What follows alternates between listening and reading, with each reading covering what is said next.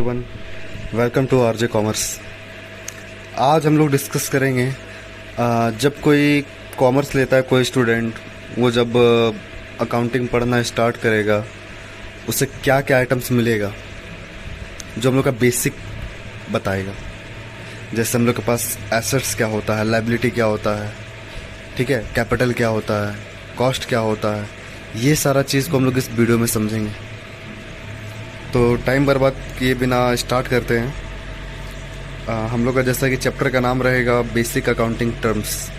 इसमें हम लोग अकाउंटिंग के हर एक टर्म को जानेंगे बेसिक से। ओके, तो सबसे पहला इसमें हम लोग के पास है असेट्स। ये हम लोग का असेट्स होता क्या है? बहुत लोगों को ये लग रहा होगा कुछ नया है, पहले कभी सुने नहीं होंगे, लेकिन ये कुछ नया वर्ड नहीं है। इसी को हम दूसरे वर्ड में अगर बोला जाए प्रॉपर्टी, ये तो सबको पता होगा ही ना कि प्रॉपर्टी क्या होता है। तो प्रॉपर्टी क्या होता है? जिस पर कि मेरा खुद का अधिकार हो, जिस पर हम लोग का राइट हो, वही ना, हम जब चाहे उसको बेच दें, खरीद सकें ना। तो ये होता है हम लोग का प्रॉपर्टी। तो एसेट्स भी प्रॉपर्टी ही होता है एक तरह से। क्लियर? तो हम लोग प्रॉपर्टी को हम लोग डिफाइन कैसे करेंगे कि वो आइटम जिस पर कि ऑनर का राइट होता है, ऑनर का ऑनरशिप होता है। जो बिजनेसमैन है उसका जिस आइटम पर उसका ऑनरशिप है वही उसका क्या है? एसेट्स ना। जैसे एक बिजनेसमैन अगर इलेक्ट्रॉनिक्स का अगर शॉप रखा है, उसके पास जो भी इलेक्ट्रॉनिक वगैरह रहेंगे, टीवी रहे, कंप्यूटर रहे, मशीन रहे, जो भी रहेंगे, उसका खुद का है वो, तो वो उसका क्या है? एसेट्स है। क्लियर? अब समझते हैं ज़रा कि लिखा क्या हुआ है। कहता है assets represent the value of ownership that can be converted into cash.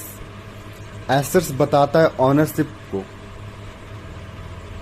जो भी एसेट्स है वो क्या बताएगा? मालिक के ऑनरशिप को, जिसको कि वो जब चाहे कैश में कन्वर्ट कर सकता है। जैसे एग्जांपल के लिए कैश, हम लोग के पास पैकेट में जो हम लोग के पास पैसा रखा हुआ है, उसे हम लोग जब चाहे तब हम लोग किसी और रूप में बदल सकते हैं। उससे हम लोग कोई भी चीज़ जाकर खरीद सकते हैं, मोबाइल खरीद लिया, कोई भी अदर चीज़ जाकर के हम लोग खरीद सकते हैं। तो यहाँ पर हम लोग का कैश क्या है? किसी से पूछने की जरूरत होगी क्या कि हम इस कैश को खर्च करें या ना करें? नहीं पड़ेगी। तो यहाँ पर हम लोग का कैश हम लोग का असेट्स है। दूसरा, बैंक। जब बैंक लिखा रहे तो आप लोग कभी ये नहीं सोचिएगा कि पूरा बैंक, पूरा बिल्डिंग के बारे में बात हो रहा, नहीं। बैंक जब लिखा रहे तो समझिए कि वो आपके बैंक अकाउंट के बारे में बात हो रहा। आपका जो भी बैंक में आपका अकाउंट होगा उसके बारे में बात हो रहा। पूरे बैंक को लेके नहीं चलना है आपको। अपना बैंक में जो आपने एक खाता खोल कर रखा है ना, उसके बारे में बात हो रहा। क्लियर? अब बताओ, आजकल तो फोन पे, गूगल पे का टाइम आ गया ना। हम लोग कुछ भी अगर बाहर 150 का कुछ खरीदे तो हम लोग क्या करें? तुरंत मोबाइल निकाल के हम लोग उसका पेमेंट कर देते हैं। तो क्या किसी से पूछने की जरूरत होती है क्या कि हम बैंक अकाउंट का पैसा निकाल कर पेमेंट करें या ना करें? नहीं पड़ती है। तो ये सब क्या हम लोग का एसेट्स है ना, हम लोग का खुद का ओनरशिप है इस पर। अब वो बात अलग है कि आप किसी दूसरे के अकाउंट में जाकर के देखोगे कि हम उसके अकाउंट से पेमेंट कर दें, तो नहीं। क्या मेरा ओनरशिप है उसके अकाउंट पर? नहीं है। तो जिस अकाउंट पर मेरा ओनरशिप है वो मेरा एसेट्स होगा ना। आगे मशीन, जैसे हम लोग देखे, हम लोग के बिजनेस में अगर हम लोग फैन होगा, फ्रिज होगा, वेइंग मशीन होगा, तो ये सब क्या है? उसका एसेट्स है। बिल्डिंग, बहुत सारे लोग क्या करते हैं, खुद के बिल्डिंग में ही बिजनेस चालू करते हैं, तो उनका जो बिल्डिंग वो भी क्या, उनका एसेट्स है। उनका खुद का ओनरशिप रहेगा उस पर। लैंड, उनका जमीन हो गया, ये सब क्या है? एसेट्स है। ऑनर से वैल्यू को ये सब रिप्रेजेंट करता है। ठीक है? तो आपको बस यही ध्यान रखना है ना। आप अपने आसपास ही देखो, अपने घर में, आस पड़ोस में, जिस पर आपको खुद का अधिकार हो वो आपका क्या होता है?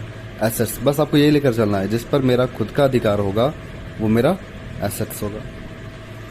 अब ये एसेट्स देखते हैं वो होते कितने तरह के हैं। तो हम लोग क्या किए हैं ना, इसको 3 बेसिस में डिवाइड किए हम लोग। इसका पहला बेसिस है कन्वर्टेबिलिटी, दूसरा फिजिकल एग्जिस्टेंस और तीसरा यूजेस। पहले समझते हैं कन्वर्टेबिलिटी वाला को। कन्वर्टेबिलिटी का मतलब होता है कि जिसको हम लोग बदल सकें ना। तो इसके हिसाब से 2 एसेट्स होता है, एक करंट एसेट्स और दूसरा फिक्स एसेट्स। डील करेंगे हम लोग करंट एसेट्स, फिक्स एसेट्स क्या होता है, आगे देखते हैं। फिजिकल एग्जिस्टेंस के बेसिस पे अब ये फिजिकल एग्जिस्टेंस क्या होता है? फिजिकल एग्जिस्टेंस जो एग्जिस्ट करता है, मतलब जिसको हम लोग ना देख सकते हैं, छू सकते हैं, ये होता है फिजिकल एग्जिस्टेंस। हम लोग इसके पॉइंट ऑफ व्यू से समझेंगे ना, तो एक होता है उसमें टेंजिबल और एक होता है इनटेंजिबल। टेंजिबल वो है जिसको कि हम लोग टच कर सकते हैं, देख सकते हैं, वो होता है हम लोग का टेंजिबल। और इनटेंजिबल क्या होता है? जिसको हम लोग देख और छू नहीं सकते। होता है कुछ कुछ ऐसा भी एसेट्स होता है, समझेंगे उसको हम लोग आगे। अब यूजेस के बेसिस पे दो एसेट्स होता है, एक ऑपरेटिंग एसेट्स और दूसरा नॉन ऑपरेटिंग एसेट्स। जिसको हम लोग डेली यूज में आएगा ऑपरेटिंग होगा, जो डेली यूज में नहीं आएगा वो हम लोग का नॉन ऑपरेटिंग होता। समझते हैं एक एक करके हम लोग। पहले कन्वर्टेबिलिटी के बेसिस पे दो हम लोग देखें ना, एक करंट एसेट्स और एक फिक्स एसेट्स। समझते हैं इसको। तो पहला करंट एसेट्स कहता है, current assets are assets that can be easily converted into cash within 1 year. तो ऐसा एसेट्स जिसको हम लोग आसानी से कैश में बदल सकें, लेकिन वो 12 मंथ तक के अंदर ही हो जाना चाहिए। अब आप खुद सोचो, आप एक बिजनेसमैन हो, क्या क्या आपके पास में होगा जो 1 साल से पहले ही उसका वैल्यू में फ्लक्चुएशन आ जाता है। ठीक है, जिसको हम लोग इजिली चाहे तो तुरंत बेच सकते हैं, तो मतलब इजिली हम लोग कन्वर्ट कर सके ना, बदल सके कोई और भी चीज में। जैसे कि हम लोग के पास में कैश, जब मन तब हम लोग उसको किसी अदर चीज में कन्वर्ट कर सकते हैं। बैंक का पैसा, जब मन तब हम लोग उसको कैश में कन्वर्ट कर सकते हैं। स्टॉक, अभी सर स्टॉक क्या होता है? जो बंदा जिस चीज का बिजनेस करता है उसको हम लोग स्टॉक बोलते हैं। जैसे फर्नीचर दुकान वाला फर्नीचर का बिजनेस करता है, टेबल, कुर्सी, बेड, तो उसके लिए सब क्या है? स्टॉक है। क्लोथिंग वाला क्लोथिंग का बिजनेस करता है, उसके लिए वो स्टॉक है। कंप्यूटर दुकान वाला कंप्यूटर का बिजनेस कर रहा है, उसके लिए वो स्टॉक है। मतलब जो बंदा जिस चीज का बिजनेस करे ना, उसके लिए वो स्टॉक होता है। शॉर्ट टर्म डिपॉजिट्स, हम लोग को कहीं पर पैसा फिक्स करके रखे हैं, लेकिन 2 महीना, 4 महीना, 6 महीना, 10 महीना, मैक्सिमम 12 महीना, उससे ज्यादा करें, तो ये सब क्या आ जाएगा हम लोग का करंट एसेट्स में, कम टाइम का एसेट्स। आगे फिक्स एसेट्स क्या होता है? ऐसा एसेट्स जिसको हम लोग इजिली कन्वर्ट नहीं कर सके, मतलब जो लंबे समय के लिए मेरे पास में होगा, यही ना। तो लंबे समय के लिए जैसे फर्नीचर हो गया, मशीन हो गया। अब आप लोग खुद बताइए, जैसे मशीन है, तुरंत अगर चाहेंगे बिक जाएगा क्या? बदल जाएगा? नहीं बदल पाता। हम लोग को उसके लिए टाइम चाहिए। खुद देखो आप, जैसे आपके पास बाइक है, कार है, लंबे समय के लिए है, क्या हम लोग उसको हर साल चेंज करते हैं? नहीं कर पाते। अब अगर हम लोग चाहे भी कि तुरंत हम लोग उसको कैश में कन्वर्ट कर सकें, कर पाएंगे? बिल्कुल नहीं कर पाएंगे, क्योंकि वो सबका अमाउंट भी बड़ा होता है और हम लोग को उसके लिए कस्टमर हम लोग को खोजना पड़ता है। जनरली अगर हम लोग उसको लेकर के रोड पे बैठ जाएंगे, जिस तरह से सब्जी बिकता है उस तरह से ये नहीं बिक पाएगा ना। तो ये हम लोग का होता है फिक्स एसेट्स, जो लंबे समय तक के लिए हम लोग के बिजनेस में रहेगा। खुद के सोच करके देखिए आप लोग, लैंड हो सकता है, बिल्डिंग हो सकता है, मशीन हो सकता है, ये सब लंबे समय तक रहता है। इसका वैल्यू में जल्दी गिरावट या बढ़ोतरी नहीं आती। आगे, it is also non as non current assets. इसे हम लोग एक और नाम से जानते हैं, नॉन करंट एसेट्स के नाम से। करंट एसेट्स कम टाइम वाला, तो नॉन करंट एसेट्स लंबे टाइम का। करंट का मतलब ही है 1 साल। ठीक है, आप लोग ये ध्यान लेकर के चलना है। करंट का मतलब क्या होता है? 1 साल। तो नॉन करंट का मतलब जो 1 साल से ज्यादा होगा। आगे एग्जाम्पल के लिए, जैसे लैंड हो गया, सीखे हम लोग लंबे समय के लिए होता हम लोग के पास में, या हम लोग हर साल हम लोग हर 2-2 महीना, 3-3 महीने के हम लोग प्लॉट वगैरह खरीदते हैं? नहीं खरीदते। फिर बिल्डिंग, घर भी बनता है, क्या हर महीने घर बनता है क्या? नहीं। या हर साल बनता है क्या? नहीं। एक बार बन गया, 10-20 साल तक आदमी सोचता भी नहीं है। मशीन, फर्नीचर, इक्विपमेंट्स, पेटेंट्स, ये सब हम लोग का फिक्स है, लंबे समय तक के हम लोग के पास रहता। अब आते हैं हम लोग फिजिकल एग्जिस्टेंस के बेसिस पे, जिसमें हम लोग 2 देखे थे, एक टेंजिबल एसेट्स और दूसरा इनटेंजिबल। जब फिजिकल एग्जिस्टेंस के बेसिस पर जब डिवाइड किया गया, तो उसमें टेंजिबल का मतलब था जिसको हम लोग देख सकते हैं, छू सकते हैं। ठीक है, ये सब ना। ब्रैकेट में क्या लिखे हैं? वी कैन टच एंड सी, जिसको हम लोग देख और छू सकें, जिसमें कि जो एग्जिस्ट करता हो, जिसको हम देख सकते हैं हाँ ये है ना। जैसे जमीन हो गया, बिल्डिंग हो गया, कैश हो गया, मशीन हो गया, ये सब एग्जिस्ट करता है, दिखता है ना, किसी को बता सकना हाँ उधर को कैश है। ये समझ में आ गई बात? जो एग्जिस्ट करता है, जो दिखता है, जिसको हम लोग टच कर सकते हैं, ये सब हम लोग का क्या होता? टेंजिबल एसेट्स होता। तो सर इनटेंजिबल क्या होता है? जिसको देख छू नहीं सकते हैं? हाँ बिल्कुल, जिसको देख कर छू हम लोग नहीं सकते। ठीक है, क्या बोलता है? These are the assets that do not have a physical existence. इसका कोई फिजिकल एग्जिस्टेंस होता ही नहीं है। तो जैसे जैसे कोई राइट्स हो गया, राइट्स मतलब अधिकार, जैसे आपको ये काम करने का सिर्फ आपको अधिकार मिला है, क्या वो दिखेगा क्या हम लोग को? नहीं दिखता। बस हम लोग का संपत्ति जैसा है कि हाँ इस काम को सिर्फ हम ही कर सकते हैं। गुडविल, गुडविल क्या होता है? Name and fame of a business, business का नाम, रुतबा होता है ना। हम लोग कोई ब्रांडेड चीज को लेना पसंद करते हैं तो ये होता है गुडविल ना। क्या गुडविल दिखता है? नहीं, बस हम लोग इसको क्या करते हैं? फील करते हैं, फॉलो करते हैं। तो ये सब हम लोग का क्या एसेट्स है जिसको हम लोग देख छू नहीं सकते हैं, तो इसे हम लोग क्या बोलते हैं? Intangible assets. जैसे कॉपीराइट, ब्रांड, ये सब को भी हम लोग देख छू नहीं सकते। क्लियर? आगे ऑपरेटिंग एसेट्स, जो हम लोग यूजेस के बेसिस पे देखे दो, एक ऑपरेटिंग और दूसरा नॉन ऑपरेटिंग। तो ऑपरेटिंग एसेट्स क्या होता है? वैसा एसेट्स जो कि डेली यूज में हम लोग के बिजनेस में आएगा, डेली। अब जरा सोचिए, आपका एक शॉप है, ऐसा क्या क्या आइटम होगा जो डेली आप बिजनेस में यूज कर रहे होगे, डेली उसका यूज हो रहा। तो सबसे पहला चीज कैश हो रहा होगा बिल्कुल, डेली यूज तो होगा ही ना। वो स्टॉक जिसका आप खरीद बिक्री कर रहे हो, कस्टमर आएगा उसी को ना खरीदे बेचेगा। फिर बिल्डिंग जहाँ पे आप अपना शॉप खोले हो, डेली आ रहा है यूज में ना। मशीन, जो वेइंग मशीन रखे होगे आप, या क्लॉक रखे होगे, या फैन रखे होगे, या फ्रिज रखे होगे, सब तो मशीन ही ना है। गुडविल, आपका नाम, रुतबा, डेली यूज में आएगा ना बिजनेस के। तो ये सब होता है हम लोग का ऑपरेटिंग एसेट्स, जो डेली काम आ रहा है। हम लोग इस सबको इग्नोर करते हैं लेकिन डेली काम आता है ना। तो इसी के अपोजिट में एक नॉन ऑपरेटिंग एसेट्स, तो ऐसा एसेट्स जो डेली हम लोग के बिजनेस में काम नहीं आता। सर ऐसा क्या होता है? होता है जैसे मान लो आप दिल्ली में आपका एक शॉप है ना, कोई भी इलेक्ट्रॉनिक चीज़ या फिर कोई भी व्हीकल का एक शॉप है। आप मुंबई में एक प्लॉट लेकर के छोड़े हुए हो, क्या आपको वो काम आ रहा है मुंबई वाला प्लॉट? नहीं ना, लेकिन फिर भी तो वो आपका एसेट्स है ना। तो ऐसा सब चीज़ जो हम लोग के बिजनेस में डेली काम ही नहीं आ रहा, तो उसे हम लोग क्या बोलेंगे? Non operating assets. बस लेकर के हम लोग छोड़ दिए, यूज ही नहीं है, कुछ डेली यूज ही नहीं हो रहा, क्या बोलते हैं उसे हम लोग? Non operating assets. Clear assets के बारे में सभी को? आगे लायबिलिटी के बारे में समझते हैं। लायबिलिटी क्या होता है? जिस तरह से एसेट्स हम लोग को हम लोग का ऑनरशिप बताता है, तो लायबिलिटी क्या है? एक सिंपल वे में समझाते हैं। एसेट्स हम लोग के पास जो है खुद का, जिस पे हम लोग का अधिकार है, वो हम लोग का एसेट्स हो गया। लायबिलिटी जो हम लोग के पास है लेकिन हम लोग का नहीं है, किसी दूसरे का अधिकार है, वो होता है लायबिलिटी। तो बहुत लोगों को लग रहा होगा ऐसा क्या होता है, तो खुद सोच कर देखिए। आप लोग लोन लिए 10 लाख का, तो 10 लाख आप लोग के पास आया, आप लोग के पास है ना, आपका पैसा है, वो पूरा अधिकार है आपको उस पर?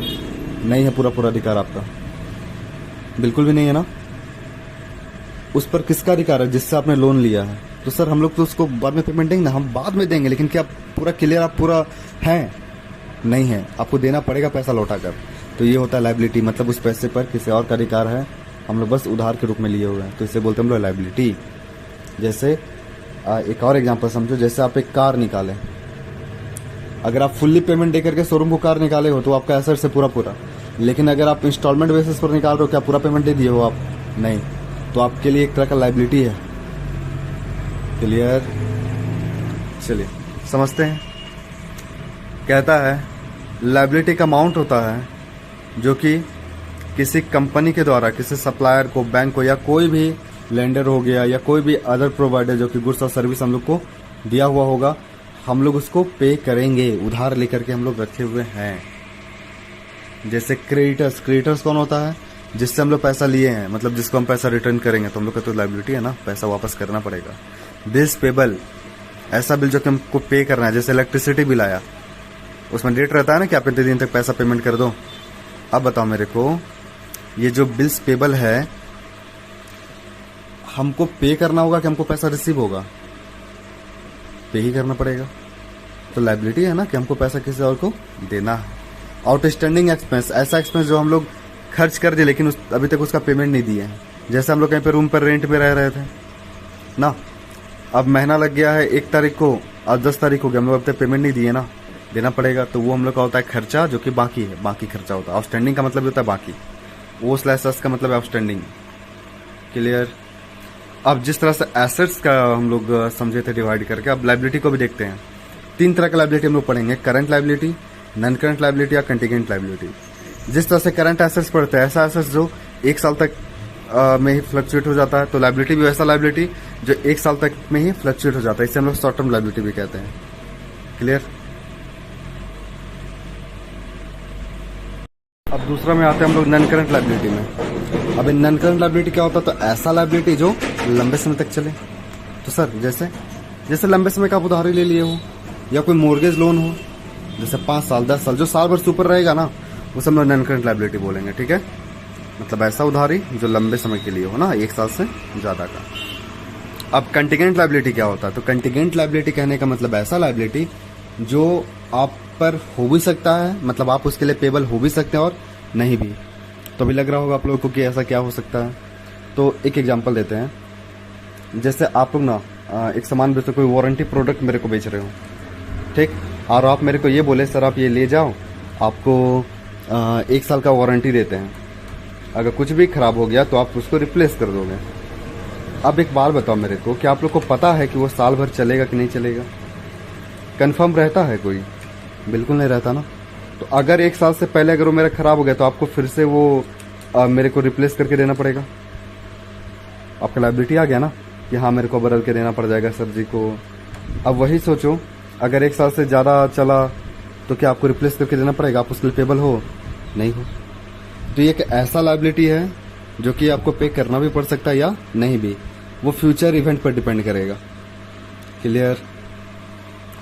चलो आगे बढ़ते हैं कैपिटल की ओर। अब एक कैपिटल क्या होता है, किसी को पता है कैपिटल? तो कैपिटल जब वर्ड आए तो आपको वो नहीं सोचना है कि हाँ स्टेट का कैपिटल, इंडिया का दिल्ली, ये सब वाला नहीं। अब यहाँ पर कैपिटल का मतलब अलग है। हिंदी में इसका नाम बताते हैं पूंजी। सुने हो सब लोग पूंजी?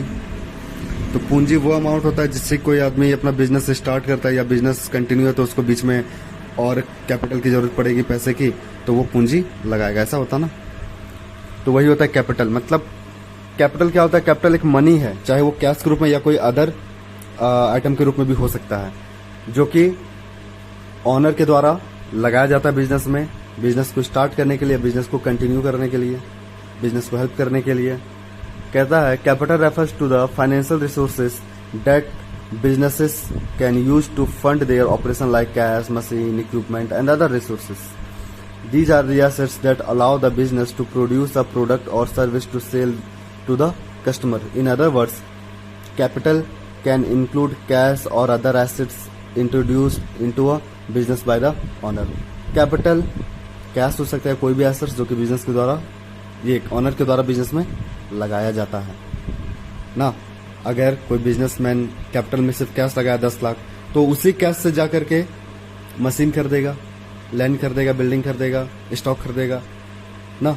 मतलब वो कैपिटल ही क्या कर अपना रूप चेंज करता है। सिर्फ कैपिटल वही रहेगा, बस वो क्या करता है अपना रूप चेंज करता है, चाहे वो कैश में हो जाए, मशीन में हो जाए या कोई अदर एसेट्स में हो जाए। क्लियर। चलिए आगे समझते हैं एक्सपेंस। अभी एक्सपेंस क्या होता है? अब जरा सोचिए, हम लोग एक्सपेंस करते क्यों बिजनेस में? तो एक्सपेंस हम लोग इनकम जनरेट के लिए करते हैं। अगर हम लोग खर्च ही नहीं करेंगे पुराने वाले स्टॉक में, तो फिर हम लोग नया एसेट्स लाएंगे, ये हम लोग स्टॉक लाएंगे कैसे, फिर बेचेंगे कैसे? मतलब हम लोग ना ये अपना एक्सपेंस इसलिए करते हैं ताकि कुछ इनकम जनरेट कर पाए। क्लियर। तो इनकम क्या होता है? इनकम होता है हम लोग को बेच करके जो पैसा आएगा उसमें अपना जब एक्सपेंस को लेस करते तो हम लोग का इनकम कहलाता है। जैसे यहाँ समझिए, एक ब्रैकेट में लिखा हुआ है ना, income equal to revenue minus expense. आइए इसको सीखते हैं। जैसे आप एक बुक, एक शॉपकीपर है, वो बुक लाया है 500 में, आपको सेल करता है 600 में। तो जरा सोचिए उस शॉपकीपर को कितना पैसा हाथ में मिला? 600। तो वो उसका रेवेन्यू हो गया। वो एक्सपेंस कितना किया था बुक पर? 500, वो उसका एक्सपेंस हो गया। तो उसको इनकम कितना बचा? 100 बचा, तो वो उसका क्या हो गया? इनकम। तो समझ गए आप लोग इनकम क्या होता है, रेवेन्यू क्या हो गया, एक्सपेंस क्या हो गया। तीनों इस एग्जांपल से हम लोग सीख चुके। तो इनकम 100 हो गया, रेवेन्यू 600 और एक्सपेंस 100। अब एक्सपेंडिचर क्या होता है? तो एक्सपेंस की तरह एक्सपेंडिचर भी होता है, जो कि हम लोग रेवेन्यू अर्न करने के लिए एक्सपेंस करते हैं। भी 2 टाइप का होता है, कैपिटल एक्सपेंडिचर और एक रेवेन्यू। कैपिटल एक्सपेंडिचर कि हम लोग बिजनेस में एक बार कर दिए, 5 साल 10 साल तक हम लोग को सोचने की जरूरत नहीं पड़ेगी। जैसे एक बार बिल्डिंग बना दी है, क्या बार बार बनाना पड़ेगा? नहीं। तो होता है कैपिटल एक्सपेंडिचर। मशीन खरीद ली, बार बार लेना पड़ेगा मशीन? नहीं। तो ये होता है कैपिटल एक्सपेंडिचर। और रेवेन्यू एक्सपेंडिचर जैसे स्टॉक, जो बार बार होगा खर्च, वो होता है रेवेन्यू एक्सपेंडिचर। क्लियर। रेवेन्यू तो हम लोग सीख चुके थे क्या है, जो सेल करके जो हम लोग के हाथ में मिलेगा वो होता रेवेन्यू। डेटर क्या होता है? डेटर एक ऐसा पार्टी है या फिर ऐसा ऑर्गेनाइजेशन है जिसको हम लोग उधार बेचे होंगे, मतलब जिससे हम लोग को पैसा लेना है, ये क्या होता है हम लोग का डेटर। क्लियर। तो क्रेडिटर क्या होता है? तो क्रेडिटर ऐसा पार्टी या ऐसा ऑर्गेनाइजेशन हो सकता है जो क्लेम करेगा हम लोग को कि हम लोग से उसको पैसा लेना है, मतलब हम लोग उससे उधार लेकर के रखे होंगे ना, तो हम लोग की लायबिलिटी है कि हम लोग को उसको पैसा देना पड़ेगा।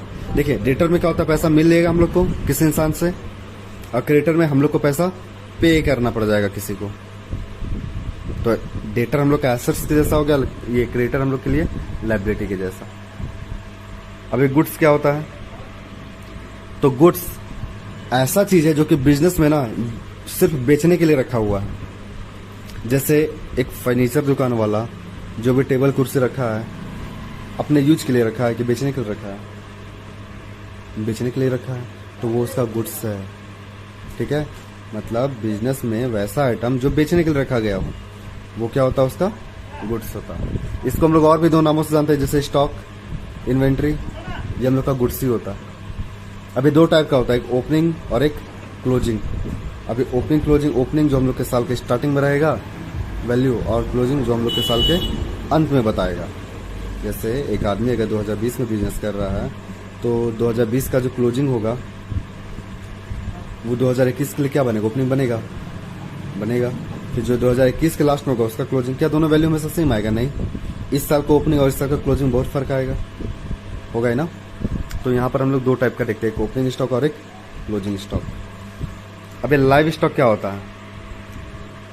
लाइव स्टॉक तो लाइव, जैसे हम लोग लिविंग थिंग पढ़ते थे ना जिसमें जान होता है, नॉन लिविंग थिंग जिसमें जान नहीं होता, वैसे लाइव स्टॉक को समझ। लाइव स्टॉक ऐसा गुड्स जो हम लोग को ऐसे चीज से प्राप्त हुआ जिसमें कि जान हो। जैसे मिल्क, एग, मीट, ये सब हम लोग को किससे प्राप्त होता है? जिसमें जान होगा। मिल्क गाय से हम लोग को मिलता, तो ये सब में क्या है? जान है ना। फिश हो गया, एग हम लोग को किससे मिलता है? हैन से मिलता, डक से मिलता, तो ये सब में क्या था? जान था। तो ऐसा चीज का हम लोग क्या बोलते हैं? ऐसे चीजों को हम लोग लाइव स्टॉक। जैसे बहुत सारे को देखते हैं ना हम लोग, कुत्ते का, बिल्ली का, ये सब को खरीद बिक्री करता है, तो ये सब का क्या है? कैसा बिजनेस है ये सब का? लाइव स्टॉक का बिजनेस है। ऐसा चीजों का वो व्यापार कर रहा है जिसमें कि जान होता है। क्लियर। तो डेड स्टॉक क्या है? ऐसा चीज जिसमें कि जान नहीं होता, जैसे मशीन का, फर्नीचर का ना, लैंड का, ये सब का क्या है? जान नहीं है सब में ना। तो ये सब जिस हम लोग का क्या कैसा स्टॉक आएगा? डेड स्टॉक आएगा। क्लोथिंग का, ये सब में जान नहीं है। क्लियर। लाइव स्टॉक जिसमें जान होता है वैसे चीजों से प्राप्त हुआ होगा, और डेड स्टॉक जिसमें जान नहीं होता। अब कॉस्ट क्या होता है? कॉस्ट सिंपल वे में किसी भी प्रोडक्ट को बनाने में जो भी खर्च लगा हो उसे हम लोग कॉस्ट बोलते हैं। जैसे एक मिठाई वाला एक मिठाई बेचता है 20 रुपए में, उसे बनाने में क्या 20 रुपए खर्च हुए होंगे? नहीं, कुछ कम हुआ होगा। जैसे कि 15 रुपए खर्च हुआ होगा तो वो 15 रुपए उसका क्या है? कॉस्ट है। क्लियर। कोई भी आइटम बनाने में जो भी हम लोग को खर्च होगा ना उससे हम लोग उसका कॉस्ट बोलते हैं। परचेज का मतलब सब लोग जानते हैं, खरीदना हम लोग परचेज बोलते हैं, और सेल का मतलब क्या होता है? बेचना। जब हम लोग अपने किसी भी चीज को, चाहे हम लोग का वो फिक्स एसेट्स हो या करंट एसेट्स हो, मार्केट से लेकर के आएंगे, परचेज करेंगे, ठीक है, वो परचेज कहला गया, खरीदेंगे, परचेज हो गया। तो सेल, जब हम लोग अपने शॉप में हम लोग का जो चीज़ है, चाहे फिक्स हो या करंट हो ना, उसको जब किसी कस्टमर को बेचेंगे या किसी भी अदर पार्टी को घर बेचेंगे तो हम लोग का सेल्स कहलाता है। हिंदी मीनिंग ही है, सेल्स का मतलब है बेचना, परचेज का मतलब है खरीदना। अब ड्राइंग्स क्या होता है? तो जैसा कि नाम से आप लोग सोचते हैं ड्राइंग का मतलब है पेंटिंग करना, कलर करना, ये नहीं, अब भूल जाइए आप लोग। 11th में आ गए हम लोग, तो ड्राइंग्स का मतलब यहाँ पर हम लोग जब पैसा या कोई भी सामान बिजनेस से निकालते हैं पर्सनल यूज के लिए, जैसे आप ही बिजनेस के मालिक हैं, ठीक, आपका एक मोबाइल का शॉप है, आपने मोबाइल ले लिए खुद के लिए, तो क्या आप अपने पैकेट से वो 20,000 का मोबाइल अपने 20,000 पैकेट से निकाल करके बिजनेस में रखिएगा? नहीं करते ना वैसा। वो जो 20,000 का मोबाइल ऑनर ले लिया वो क्या हो गया? उसका ड्राइंग्स हो गया। तो सर सामान लेगा ना, सामान भी ले सकता है और गुड्स भी ले सकता है। कैश भी ले सकता है। तो जब बिजनेसमैन अपने बिजनेस से गुड्स या फिर कैश पर्सनल यूज के लिए निकालते हैं तो उसे हम लोग क्या बोलते हैं, ड्राइंग्स कहते हैं। याद रहे क्या लिखा है, the drawings means the goods और cash withdrawn from business by the owner for personal use. जब बिजनेस का ऑनर पर्सनल यूज के लिए गुड्स या कैश निकालता है तो उसे हम लोग क्या बोलते हैं, ड्राइंग्स बोलते हैं। क्लियर, याद रहेगा सभी को, बिल्कुल याद रखिएगा सभी लोग।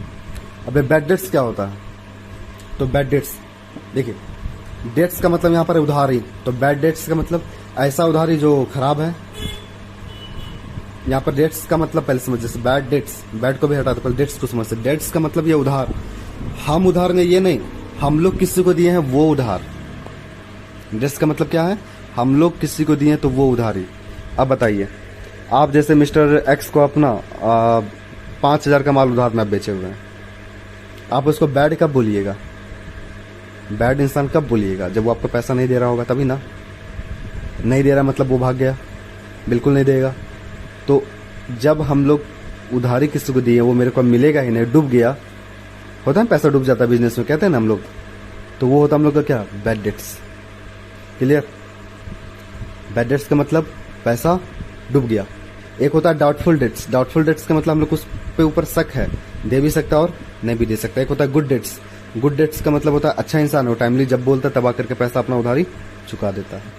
तो 3 टाइप का डेट्स पढ़ते हैं हम लोग, बैड डेट्स जो पैसा देगा ही नहीं, कभी नहीं देगा। एक डाउटफुल डेट्स जिस पर शक है, दे भी सकता है, जैसे वो ना आजकल कर रहा है लेकिन दे देता है वो, ठीक है ना, देर से देता है लेकिन दे देता, तो वो होता है डाउटफुल डेट्स।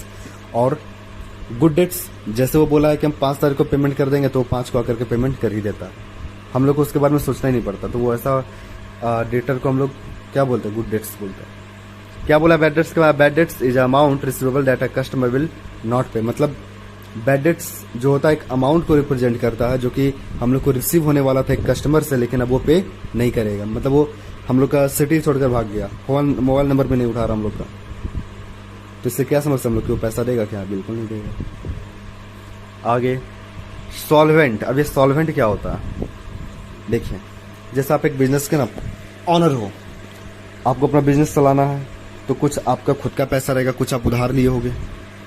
अगर आपका खुद का पैसा ज्यादा हो, उधार आपके माथे पर कम हो, जैसे आपका खुद का पैसा बिजनेस में 10 लाख है, उधार है 2 लाख, ठीक है, तो यहां पर अगर उधारी वाला आदमी आकर के आपको बोलेगा मेरा पेमेंट हमको वापस करो, क्या आप कर पाओगे?